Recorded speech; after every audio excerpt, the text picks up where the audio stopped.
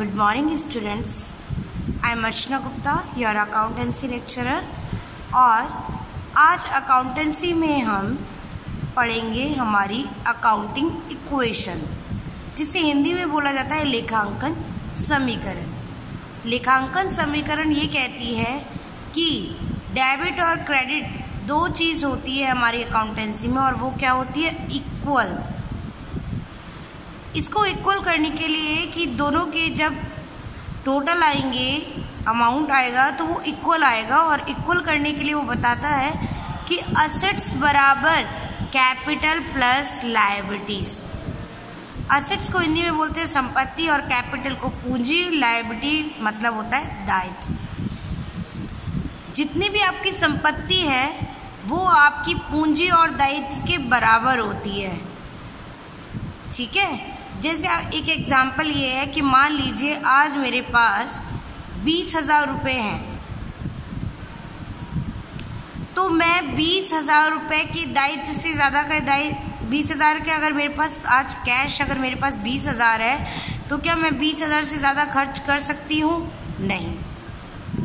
वो 20,000 ही मेरी असेट्स हैं, और उसमें से मैं जो करूँगी, मेरे दायित्व होंगे, मैं या तो खर्चा कर दूँगी, और खर्चा नहीं करूँगी तो मेरी लायबिलिटीज़ भी कितनी होंगी?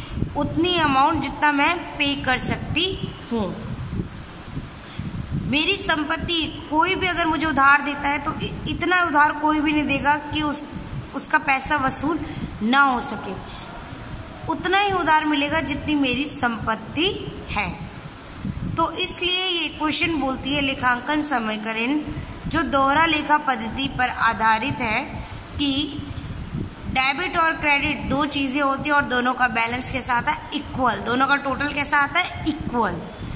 तो इसी सिचुएशन को, इसी लेखांकन समीकरण को समझने के लिए हम आगे एक एग्जाम्पल देखते हैं। आपको और क्लैरिटी से वो एग्जाम्पल समझ में आएगा।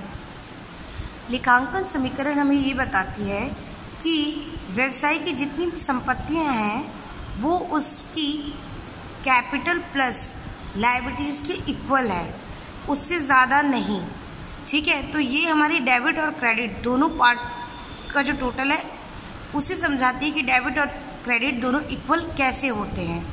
अब मैं आपको बताती हूँ कि लास्ट में जाके जब हम बैलेंस शीट बनाएंगे तो बैलेंस शीट में दो ही चीज़ दिखाई जाती है, एक साइड असेट्स और दूसरी साइड कैपिटल और लायबिलिटीज़। कैपिटल और लायबिलिटीज़ दोनों का टोटल असेट्स के टोटल के इक्वल होगा। उसी चीज़ को एक समीकरण में हमने यहाँ पे दिखाया है, और वो समीकरण assets equals to capital plus liability, that's called accounting equation. It means that is लेखांकन समीकरण।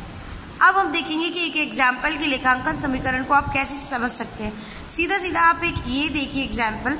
अगर देखिए, इसके लिए हमने एक एग्जाम्पल लिया है, और एग्जाम्पल छोटा सा है कि राहुल ने 5 लाख रुपए से व्यवसाय आरंभ किया। It means Rahul started business with cash of ₹5 lakh. जब हम इसकी एंट्री करेंगे तो एंट्री होती है cash account debit to capital, amount is 5 lakh. अब आप देखिए कि इसी चीज़ को अगर हम अपनी इक्वेशन में रखते हैं तो इक्वेशन में ये चीज़ कैसे आएगी? क्योंकि कैश हमारी असेट्स है। कैश क्या है? हमारी असेट्स। तो कैश में हम 5 लाख लिख देंगे असेट्स के नीचे, और कैपिटल का अमाउंट भी कितना है? 5 लाख। तो देखिए, क्या ये दोनों चीज़ें इक्वल होती हैं? यस, हमारी दोनों साइड इक्वल है, एसेट साइड भी इक्वल है और हमारी capital side plus liability side भी इक्वल है। तो ये रूल यही बताता है कि जो लेखांकन समीकरण है अकाउंटिंग इक्वेशन की, अकाउंटिंग इक्वेशन के अकॉर्डिंग दोनों साइडें इक्वल होंगी। हम इसको एक और एग्जाम्पल के थ्रू और अच्छे से समझते हैं। वो एग्जाम्पल देखिए स्टूडेंट्स, हमने एक एग्जाम्पल लिया, और एग्जाम्पल हमारा है make accounting equation on the basis of these transactions. Transactions क्या हैं? पहला आपका है, राहुल ने व्यापार प्रारंभ किया 2 लाख से। नेक्स्ट है, रोकड़ से माल खरीदा 40,000, और भानु को माल दिया आपने, बेचा 10,000 रुपये का माल। बेचा आपने 10,000 का है, लेकिन आपको रिसीव कितने हुए? 12,000। 10,000 के माल पे आपको 12,000 मिले। इसका मतलब क्या है कि 2,000 आपका प्रॉफिट है। अब इसकी अकाउंटिंग इक्वेशन करनी है, और अकाउंटिंग इक्वेशन करने से पहले हमें समझना होगा कि इनकी जर्नल एंट्री किस तरीके से होनी चाहिए।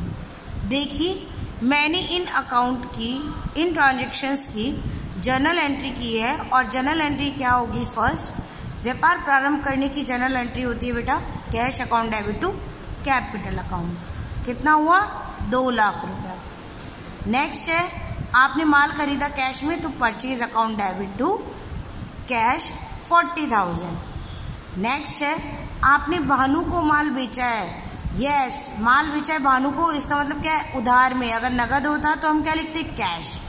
लेकिन अब बेचा है हमने भानु को उधार, तो Bhanu account debit to sales to profit. Yes, 10,000 का माल है आपका और 12 में बेचा है, तो 2,000 का हमें क्या हुआ है? प्रॉफिट। इस 2,000 के प्रॉफिट को हमने, क्योंकि प्रॉफिट हमारी इनकम है, और इनकम हमेशा क्या कहती है कि इनकम क्रेडिट होती है, तो इसलिए हमने जो एंट्री की है वो क्या की है? Bhanu account debit, sales account credit, क्योंकि सेल्स क्रेडिट होता है, और प्रॉफिट हमारी क्या? इनकम है, इसलिए उसे भी हम क्या करेंगे? क्रेडिट। तो आपको समझ में आया आज की बात की यहाँ तक कि अगर हमें अकाउंट इक्वेशन करनी है तो पहले हमें दिमाग में जर्नल एंट्री करनी होगी, जिसे अभी मैंने बोर्ड पे करके आपको दिखा दिया है। नेक्स्ट वीडियो में मैं आपको इसकी असेट्स एंड लायबिलिटीज के द्वारा आपकी वो अकाउंटिंग इक्वेशन सिखाऊंगी। Thank you very much.